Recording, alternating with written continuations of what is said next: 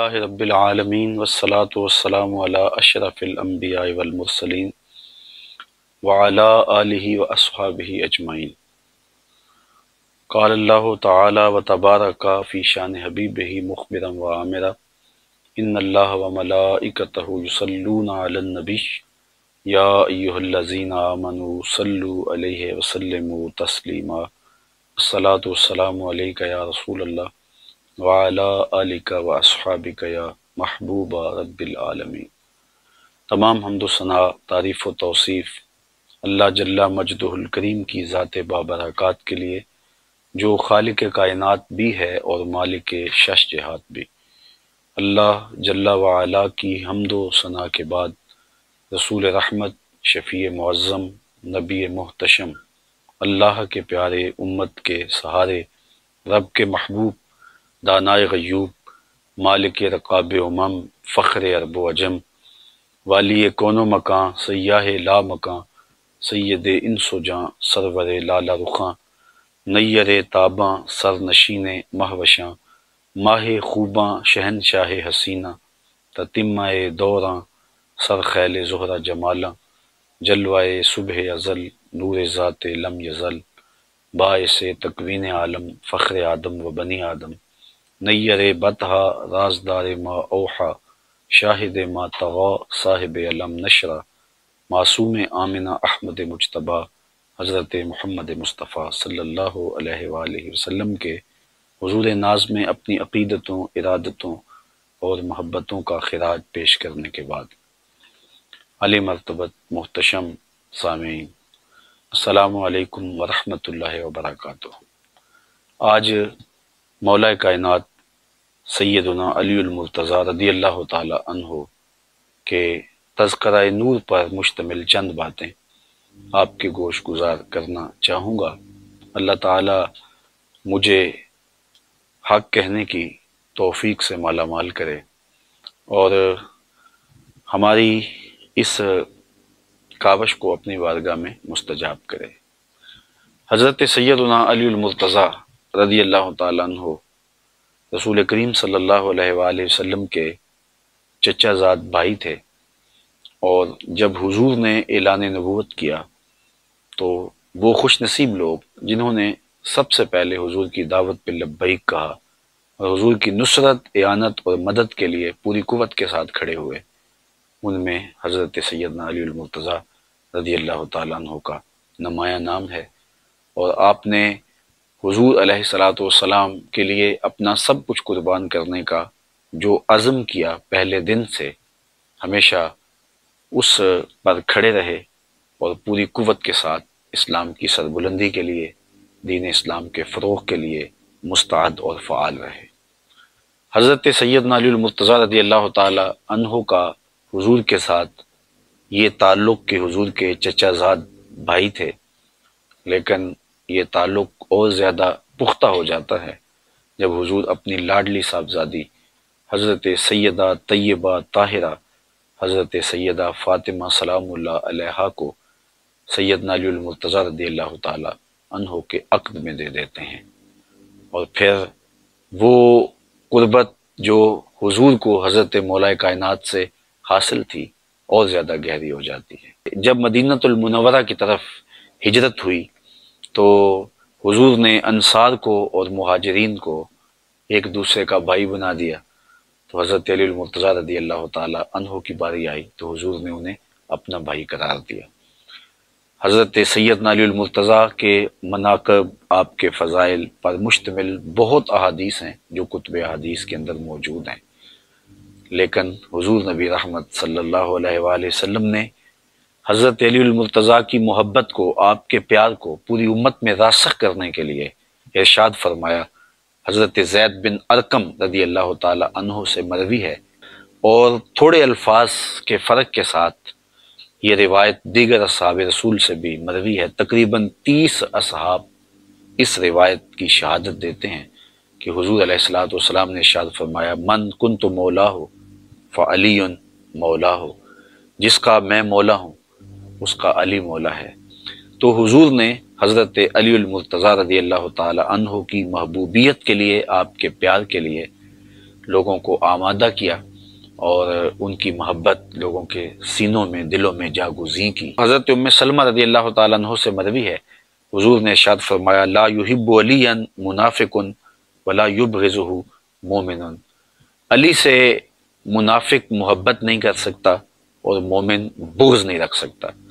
حضرت علی المرتضیٰ خود ارشاد فرماتے ہیں کہ اگر میں کسی مومن کی ناک پہ تلوار بھی مار دوں تو اس کے باوجود بھی وہ میرے ساتھ بغض نہیں رکھ سکتا، اور اگر کسی منافق کو میں خزانے بھی دے دوں تو وہ میرے ساتھ محبت نہیں رکھ سکتا۔ تو حضرت علی المرتضیٰ رضی اللہ تعالی عنہ کی محبت یقیناً ایمان کی علامت ہے اور آپ کا بغض نفاق کی علامت ہے۔ اس لیے اہل ایمان حضرت مولا کائنات سیدنا علی المرتضیٰ رضی اللہ تعالیٰ عنہ سے ہمیشہ محبت کرتے آئے ہیں، اور کیوں نہ ان سے محبت کی جائے کہ جن کی محبت رسول اللہ کی محبت ہے، جن کی محبت دین کی محبت ہے، جن کی محبت اللہ اور اس کے رسول کی محبت قرار دی گئی ہے۔ حضرت سیدنا علی المرتضیٰ رضی اللہ تعالی عنہ کو حضور نے ہر مومن کا ولی قرار دیا۔ حضرت عمران بن حسین رضی اللہ تعالیٰ عنہ سے مروی روایت میں آتا ہے، حضور نے ارشاد فرمایا کہ ان علی منی وانا منہ وہو ولی کل مومن، کہ بے شک علی مجھ سے ہے اور میں علی سے ہوں اور وہ ہر مومن کا ولی ہے۔ حضرت سیدنا علی المرتضیٰ رضی اللہ تعالی عنہ کو معیار حق ٹھہرایا، اور حضرت علی المرتضیٰ کے حوالے سے قیامت تک آنے والے جو فتنے تھے ان کا ذکر بھی کرتے ہوئے حضور نے فرمایا، خود حضرت مولا کائنات اس حدیث کے راوی ہیں، فرماتے ہیں ایک دن حضور نے مجھے دیکھا اور فرمایا کہ تیری مثال حضرت عیسیٰ کی ہے۔ حضرت عیسیٰ کے معاملے میں آ کے دو طرح کے لوگ برباد ہو گئے، کچھ لوگوں نے ان کے ساتھ بغض رکھا حتیٰ کہ ان کی ماں پہ تہمت لگائی، وہ بھی برباد ہو گئے، اور کچھ لوگوں نے ایسی محبت کی کہ ان کے بارے میں وہ کہہ دیا جو وہ نہیں تھے، انہیں ابن اللہ کہہ دیا، اللہ کا بیٹا کہہ دیا، تو وہ لوگ بھی برباد ہوئے۔ حضرت علی المرتضیٰ رضی اللہ تعالیٰ عنہ فرماتے ہیں میرے بارے حضور نے ارشاد فرمایا کہ تیرے معاملے میں آ کے بھی دو لوگ برباد ہوں گے، ایک محبت کر کے برباد ہوں گے، ایک بغض رکھ کے برباد ہوں گے۔ احباب ذی وقار، ہم نے دیکھنا ہے کہ ہم کہیں محبت میں گمراہ تو نہیں ہو رہے، اور یہ بھی ہم نے دیکھنا ہے کہ کہیں حضرت علی المرتضیٰ رضی اللہ تعالی عنہ کے لیے دل کے کسی گوشے کے اندر کوئی بغض تو موجود نہیں ہے، حضرت مولا کائنات کا نام قلب کی تکلیف کا سبب تو نہیں ہے، اور یہ بھی دیکھنا ہے کہ ان کے ساتھ محبت کوئی اس طرح کا رنگ اختیار تو نہیں کر گئی کہ جن کی عظمتوں کے قصیدے زبان رسالت مآب صلی اللہ علیہ وسلم سے پڑھے گئے ہیں، ہم ان کا بھی انکار کر دیں۔ تو حضرت سیدنا علی المرتضیٰ کی ذات کو معیار ٹھہرایا گیا۔ حضرت سیدنا علی المرتضیٰ رضی اللہ تعالیٰ عنہ کے حوالے سے حضور علیہ السلام کا روشن فرمان، انا دار الحکمت وعلی بابها، میں حکمت کا گھر ہوں اور علی اس کا دروازہ ہے، اور یہ بھی ارشاد فرمایا انا مدینۃ العلم وعلی بابها، میں علم کا شہر ہوں اور علی اس کا دروازہ ہے۔ تو حضرت سیدنا علی المرتضیٰ حکمت کے دروازے ہیں، اور حکمت کے وہ موتی جو آپ کے دامن میں ہیں۔ آئیے تھوڑے وقت کے لیے کچھ موتی ہم بھی چنتے ہیں۔ حضرت سیدنا علی المرتضیٰ رضی اللہ تعالیٰ عنہ فرماتے ہیں افضل الزہد اخفاء الزہد، بہترین زہد وہ ہے جس میں زہد کو مخفی رکھا گیا ہو۔ انسان اپنی عبادتیں، اپنی زندگی کے اعمال صالحہ جتنا مخفی رکھے گا اس قدر ہی اس کو اللہ کی رحمت نصیب ہوں گی، اور یہ اخفاء ہی اس کے زہد کا حسن ہے، اور یہی اس کے زہد کا جمال ہے۔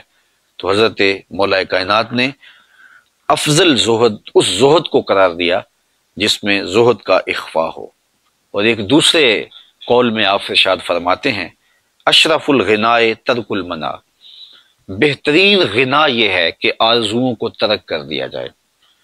آرزویں ترک نہیں ہوں گی، تمنائیں ختم نہیں ہوں گی، تو پھر انسان کھرب پتی ہونے کے باوجود بھی کنگال رہے گا۔ ہر وقت، ہر لمحہ، ہر لہجہ اس کی ہرس اسے بے چین اور مضطرب رکھے گی۔ تو اشرف غنا، بہتر غنا، جو غنا اس کے قلب کی تسکین کا ساما بنے، جو اس کے باطن کے قرار کا ساما بنے، جو اس کو دنیاوی زندگی میں بھی راحت پہنچائے اور اس کی زندگی میں جمال اور حسن پیدا کرے، وہ وہی غنا ہے جس میں آرزویں دم توڑ جائیں اور خواہشات اس کی ختم ہو جائیں۔ تیری آرزو ہے کہ ہو میری آرزو پوری، میری آرزو ہے کہ تیری آرزو بدل جائے۔ تو اشرف الغنا ترک المنا، آپ نے ایک دوسرے مقام پہ ارشاد فرمایا، عزم الخالق اندہ کا یصغر المخلوق فی عینک۔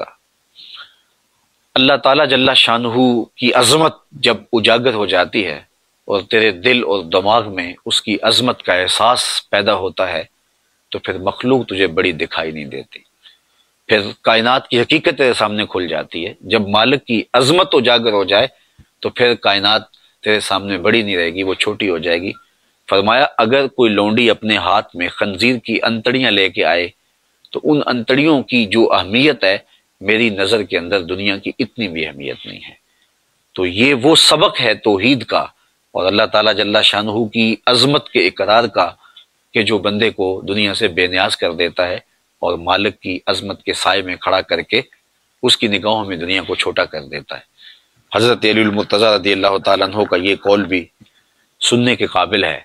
فرمایا لا غناء کالعقل ولا فقر کالجہل ولا میراث کالادب ولا ظہیر کالمشاورہ۔ کتنی خوبصورت باتیں ارشاد کی اور کتنے قیمتی موتی ہیں جو عطا کیے۔ فرمایا لا غناء کالعقل، عقل جیسی مالداری نہیں ہے۔ جو مالداری، جو دولت، جو ثروت عقل کی صورت میں اللہ تعالیٰ جل شانہ نے عطا کی ہے، وہ کوئی اور دولت اس کی جگہ نہیں لے سکتی ہے۔ بلکہ ایک مقام پہ فرمایا کہ ہم اللہ کی تقسیم پہ راضی ہیں، اس نے جاہلوں کو مال دیا اور ہمیں علم عطا فرمایا۔ تو اللہ تعالیٰ جل شانہ نے عقل کی صورت کے اندر جو غنا نصیب کیا ہے کسی شخص کو تو وہ بڑی دولت ہے۔ فرماتے ہیں کہ اس جیسا غنا کوئی نہیں۔ پھر فرمایا ولا فقر کالجہل، اور جہالت جیسی محتاجی، فقیری اور غریبی نہیں ہے۔ جو جاہل ہے تو اصل میں فقیر اور محتاج ضرورت مند وہ ہے جس کے پاس چراغ علم نہیں اور جہالت کے ڈیرے جس کے ہاں ہیں۔ پھر ارشاد کیا ولا میراث کالادب، اور ادب جیسی کوئی وراثت نہیں ہے۔ بندے کو اپنے ماں باپ سے، اپنے بڑوں سے جو دولت ملی ہے، جو وراثت ملی ہے، وہ بہترین وراثت حسن ادب ہے۔ اگر ان کو اچھے ادب مل گئے تو یہ حقیقی دولت ہے، حقیقی میراث ہے جو اس کو اپنے بزرگوں کی جانب سے ملی ہے۔ اور اگر اس کو درہم و دینار بہت مل گئے، اس کو دنیا کی بڑی دولتیں مل گئیں، لیکن اس کو ادب کی دولت نہیں ملی تو اس کے پلے کچھ بھی نہیں ہے۔ تو بہترین میراث کسی کو جو نصیب ہوئی وہ ادب ہے۔ تو ادب وہ دولت ہے، ادب وہ ثروت ہے کہ جو باقی ساری ثروتوں سے اور دولتوں سے بھاری ہے۔ حضرت سیدنا علی المرتضیٰ رضی اللہ تعالیٰ عنہ نے چوتھی بات ارشاد فرمائی ولا ظہیرہ کالمشاورہ، مشاورت جیسا کوئی مددگار نہیں ہے۔ جو ظہیر اور جو مددگار مشاورت ہے، اس طرح کا کوئی بھی مددگار اور کوئی بھی ساتھی اور کوئی بھی جو ہے وہ دوست نہیں ہے۔ حضرت سیدنا علی المرتضیٰ رضی اللہ تعالیٰ عنہ کا ایک قول نور دیکھیے جو آپ نے انسانی زندگی کی تہذیب کے لیے ہمیں ارشاد فرمایا ہے۔ فرمایا من ظن بک خیرا صدق ظنک، اگر کوئی تجھے اچھا تصور کرنے لگ جائے تو تو اس کے تصور کو سچ کر دکھا۔ اگر تیرے بارے میں کسی کی رائے یہ ہے کہ یہ بہت اچھا ہے اور تو جانتا ہے کہ میں اچھا نہیں ہوں، تو تو حقیقتاً اچھا ہو جا تاکہ اس کا ظن تیرے بارے درست ہو جائے۔ اعلیٰ حضرت امام اہل محبت امام شاہ احمد رضا خان فاضل بریلوی علیہ رحمہ، آپ حافظ قرآن نہیں تھے، لیکن لوگوں کا یہ گمان تھا کہ آپ حافظ قرآن ہیں۔ ماہ سیام کی گھڑیاں آئیں تو لوگوں نے آپ سے کہا حضرت آپ اس مرتبہ قرآن سنائیے، تو آپ قرآن مجید کے حافظ نہیں تھے، لیکن لوگوں کا یہ ظن تھا تو آپ نے قرآن مجید یاد کر لیا اور ایک مہینے کے اندر حفظ بھی کیا اور سنایا بھی۔ روزانہ پڑھتے تھے اور شام کو سنا دیتے تھے کہ لوگوں کا میرے بارے ظن یہ ہے کہ میں حافظ قرآن ہوں، تو چلو میں حافظ قرآن بن جاتا ہوں۔ تو سید علی المرتضیٰ فرماتے ہیں جب لوگوں کا تیرے بارے اچھا ظن ہو تو تو ان کے ظن کے مطابق ہی ہو جا، تو ان کے ظن کو سچا کر دکھا۔ آپ کا ایک اور قول جو زندگی میں بہت زیادہ ہمیں رہنمائی فراہم کرتا ہے، بالخصوص فتنے کے دور میں یہ قول انتہائی رہنما قول ہے۔ ارشاد فرمایا کن فی الفتنہ کا ابن اللبون لا زہر فیرکب ولا درع فیحلب۔ فرمایا تو فتنے کے زمانے میں اونٹ کے 2 سال کے بچے کی طرح ہو جا، نہ تیرے پہ سواری کی جا سکے اور نہ تیرا دودھ دھویا جا سکے، یعنی فتنے میں تو لوگوں کا فتنے میں مددگار نہ ہو اور ان کے لیے کسی طرح بھی تو معاون نہ بن پائے، تو فتنے میں اپنے دامن کو بچا کر کے محفوظ رہا جائے اور اپنی حفاظت کی جائے۔ تو کتنی خوبصورت مثال دی کہ جس طرح اونٹ کا 2 سال کا بچہ ہوتا ہے کہ وہ دودھ بھی نہیں دیتا اور سواری کے قابل بھی نہیں ہوتا، تو نہ تو فتنے کو کوئی طاقت فراہم کر سکے اور نہ ان کی کوئی مدد کر سکے اور نہ ان کی کسی ضرورت کو، فتنہ گروں کی کسی ضرورت کو پورا کر سکے، ابن لبون کی طرح ہو جا۔ پھر آپ نے یہ بھی ارشاد فرمایا من حاسب نفسہ رابحہ ومن غفل عنہا خاسرہ ومن خاف آمنہ ومن اعتبر ابصر ومن ابصر فہمہ ومن فہمہ عالمہ۔ آپ نے ارشاد فرمایا جس نے اپنے نفس کا محاسبہ کیا وہ کامیاب ہو گیا، بامراد ہو گیا، اور جو محاسبہ نفس سے غافل رہا وہ نقصان میں رہا، اور جس نے اللہ تعالیٰ کا خوف اپنے من میں سما لیا، اپنے باطن میں اتار لیا، وہ امن پا گیا۔ ومن اعتبر، اور جس نے عبرت حاصل کی، اب سارا اس کی آنکھیں کشادہ ہو گئیں اور اس کا سینہ روشن ہو گیا، اسے نور معرفت مل گیا۔ ومن ابصر فہمہ، اور جس کو بصیرت کا نور مل گیا تو وہ سمجھدار ہو گیا۔ ومن فہم عالمہ، اور جو فہم کی دولت سے مالا مال ہوا وہ حقیقی طور پہ عالم بن گیا۔ صیغے یاد کرنے سے عالم نہیں بنتا، بلکہ عالم بننے کے لیے بصیرت کا نور چاہیے، عالم بننے کے لیے بصیرت کے اجالے چاہیے، خوف خدا چاہیے، خشیت الہی چاہیے۔ تو یہ وہ راستہ ہے جو ہمیں علم کی طرف لے جاتا ہے، اور ایک عالم کے لیے محاسبہ ذات سے شروع ہو کر کے فہم دین تک یہ ساری منزلیں آتی ہیں، تو پھر وہ عالم بنتا ہے۔ حضرت سیدنا علی المرتضیٰ رضی اللہ تعالی عنہ فرماتے ہیں من عظم صغار المصائب ابتلاہ اللہ بکبائرہا، جو چھوٹی مصیبتوں کو بڑا سمجھنے لگ جاتا ہے اللہ تعالیٰ جل شانہ اسے بڑی مصیبتوں میں مبتلا کر دیتا ہے۔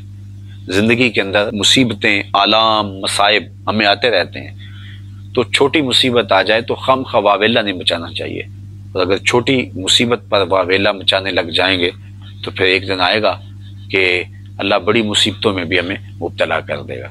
تو حضرت علی المرتضیٰ نے کتنا روشن قول ہمارے سامنے رکھا کہ اللہ کی طرف سے کوئی آزمائش آ جائے، امتحان آ جائے، اس کو صبر سے، حوصلے کے ساتھ اس امتحان کو، اس آزمائش کو گزارا جائے، تاکہ بڑی آزمائش سے، بڑی مصیبت سے بچا جا سکے۔ آپ کا ایک اور قول بھی دیکھیے، فرمایا تھوڑا سا شک دین بگاڑ دیتا ہے اور تھوڑی سی دنیا آخرت برباد کر دیتی ہے۔ تشکیک جب پیدا ہوتی ہے تو پھر دین نہیں رہتا۔ علامہ اقبال علیہ رحمہ نے بھی کہا تھا کہ غلامی سے بدتر ہے بے یقینی۔ تو بے یقینی جب روحوں میں، دلوں میں اترنے لگے تو پھر دین نہیں بچتا، دین باقی نہیں رہتا، اور تھوڑی سی دنیا داری آخرت برباد کر دیتی ہے۔ یہاں دنیا داری سے مراد خدا سے غافل ہونا ہے۔ چیز دنیا از خدا غافل بودن، علامہ رومی کہتے ہیں خدا سے غفلت کا نام دنیا ہے۔ سونے چاندی، کاروبار، یہ زندگی کے امور دنیا نہیں ہے۔ جب غافل ہوں گے تو وہ چاہے ہم ممبر پہ بیٹھے ہوں گے یا کعبے کا طواف کر رہے ہوں گے تو وہ دنیا داری ہوگی۔ تو ہم اپنے آپ کو غفلت سے بچائیں اور تھوڑی سی دنیا داری سے بھی اپنے آپ کو محفوظ رکھیں تاکہ آخرت کی بربادی نہ ہو۔ حضرت سیدنا علی المرتضیٰ رضی اللہ تعالیٰ عنہ کا ایک اور قول سنتے جائیے، فرماتے ہیں پرہیزگاری کے سوا حلم درست نہیں ہے اور طمع سے دین سلامت نہیں رہتا۔ جب پرہیزگاری موجود نہیں رہتی تو پھر طبیعتوں میں حلم پیدا نہیں ہوتا، اور جب کسی کی طبیعت میں طمع پیدا ہو جاتی ہے تو پھر دین سلامت نہیں رہتا۔ جب طمع پیدا ہو تو پھر دین کی حفاظت کون کرے گا؟ تو حضرت سیدنا علی المرتضیٰ رضی اللہ تعالیٰ عنہ کے یہ نور اقوال ہماری زندگی کے تیور اور دھارے بدل سکتے ہیں، اور ہمیں ایک اچھا اور صالح انسان بننے کے لیے یہ قول ہمارے لیے رہنما ہیں اور روشنی ہیں۔